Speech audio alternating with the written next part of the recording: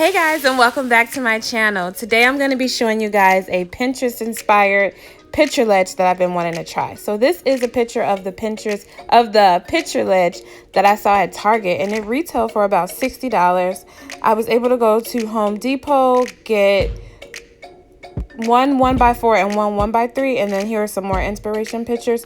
You can get Home Depot to cut your wood if you don't have a miter saw or some type of saw to cut it yourself. Here you're just going to see me cut the wood here, and what I'm doing also in this next clip is I am going to basically stack the wood on top of each other just so I can get the precise measurement, because I want all of this to be the same length. Now, I did lose some of my footage on this video, so I do apologize for that. I lost the footage of me assembling the piece, which I'm so sorry about. So I inserted these pictures that I found on Pinterest.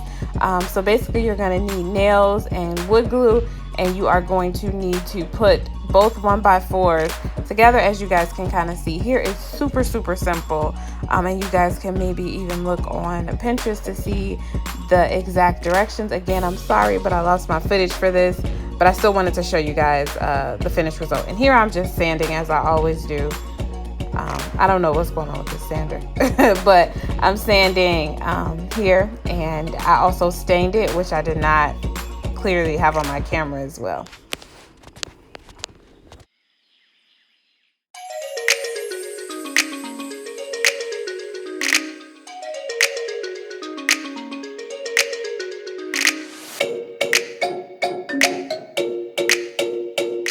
So here is the finished result.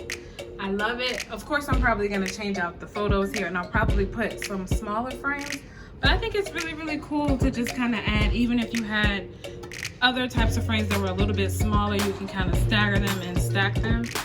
But I think this is really cool DIY. Let me know if you guys are going to try it yourselves. Thank you guys so much for watching. I'll see you guys next time.